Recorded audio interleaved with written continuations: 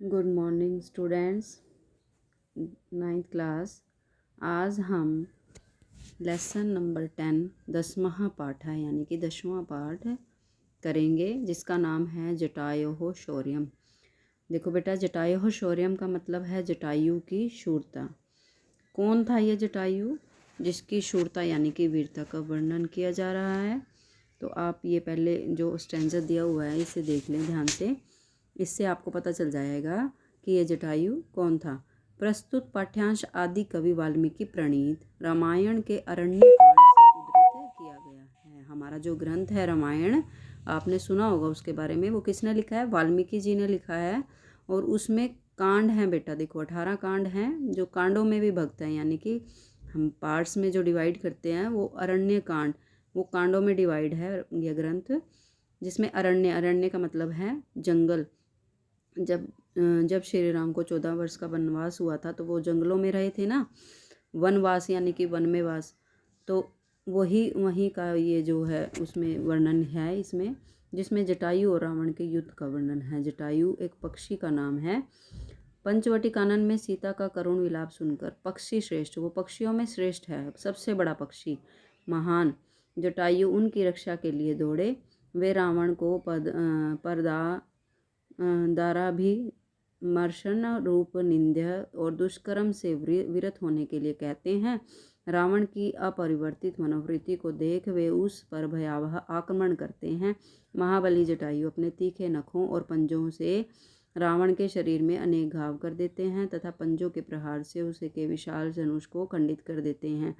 टूटे हुए धनुष, मारे गए अश्वों और सारथी वाला रावण विरत होकर पृथ्वी पर गिर पड़ता है। मतलब क्या है कि एक बार तो वो पूरा ही जो है रावण को हरा देते हैं। कुछ ही क्षणों बाद क्रोधांध रावण जटायु पर प्राणाघात प्रहार करता है, परंतु पक्षी श्रेष्ठ जटायु उससे अपना बचाव कर चंचु प्रहार करते हैं। चंचु प्रहार यानी कि चोंच से प्रहार करते हैं बार बार।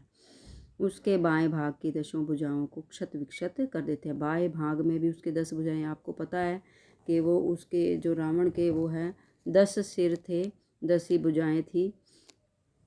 ठीक है, तो 10 सिर की, एक सिर की 2 भुजा होती है, तो आपको पता होगा कि एक साइड 10 भुजा और दूसरी साइड भी 10, तो एक साइड की वो 10 भुजा को क्षत विक्षत कर देता है। तो देखिए बेटा, ये श्लोकों के माध्यम से हमें बताया है इसने कि जटायु ने सीता की रक्षा कैसे की।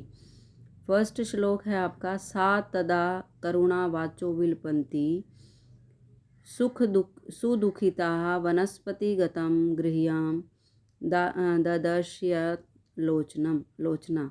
अन्वय देखिए, इसका अन्वय से जल्दी समझ में आ जाएगा आपको। जो ये अन्वय हमें दिया हुआ है, इस अन्वय से हमें जल्दी समझ में आ जाएगा।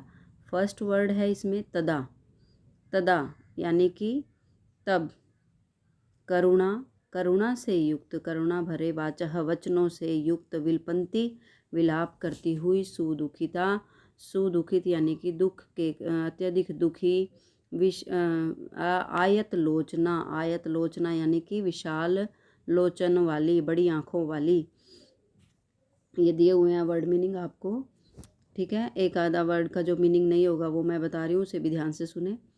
आयत लोचना यानी कि बड़ी आँखों वाली, सा वह को, सा किसके लिए आया? सीता के लिए। तो वह सीता वनस्पति गतम, वन में रहने वाले, गृध्यरम गिद्ध को ददर्श देखा। कि क्या बनेगी, अब इसकी पूरी हिंदी सुन लो।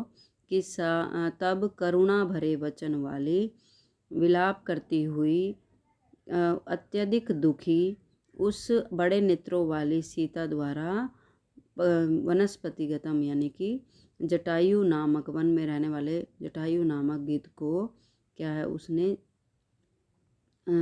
देखा। ठीक है, नेक्स्ट है आपका, जटायो पश्येमार्य हिरण्यमाणान नात्वत अनेन राक्षसेन इंद्रेण करुणा पाप कर्मणः। फिर क्या कहती है सीता कि आर्य जटायो, हे आर्य जटायु, हे आर्य जटायु, अनेन इसके द्वारा।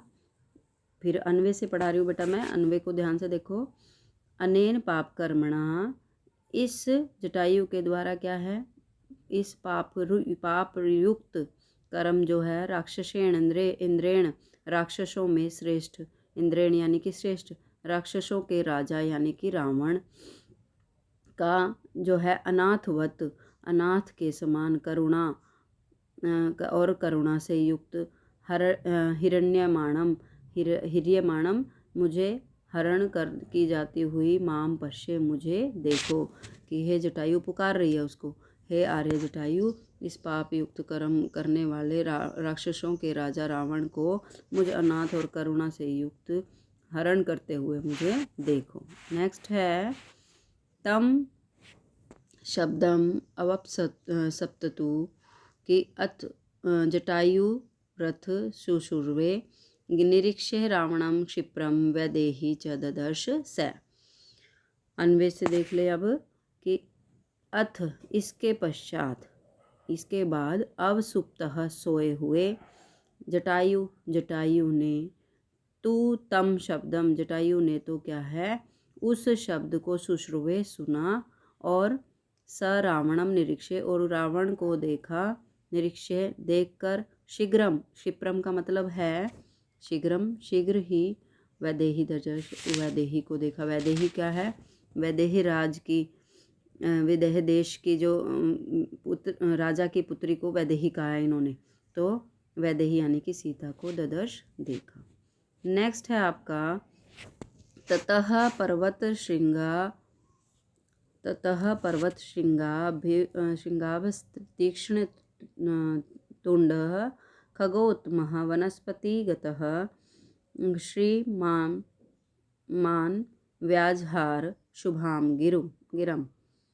अन्वय है आपका ततः इसके पश्चात या इसके बाद, वनस्पतिगतः वन में विद्यमान, पर्वत श्रृंग अभः का मतलब है पर्वत श्रृंग यानी कि चोटी, पर्वत की शिखर के समान आभा वाले, कांति वाले, तीक्ष्ण तुंगः तुंडः का मतलब चोंच, तेज तीखी चोंच वाले, श्रीमान, श्री का मतलब होता है शोभा से युक्त, यानी कि उनमें मतलब अच्छी शोभा उनकी दिखाई दे रही थी, सुंदर दिख रहे थे, उससे युक्त, खगोत्तमः पक्षियों में, खग यानी कि पक्षी, पक्षियों में उत्तम यानी कि श्रेष्ठ, शुभाम गिराम, शुभ वाणी से, वाणी क्या है, व्याजहार कही, उन्होंने क्या है, जटायु ने किसे कही, रावण को शुभ वाणी कही, मतलब अच्छा थोड़ा समझाते हुए उसे बोले कि निवर्त्यः मतिम नीचाम परदारा अभिमर्शनात् न तस्म समाचरेत धीरो यत परो अस्य विंग निंद हरियेत।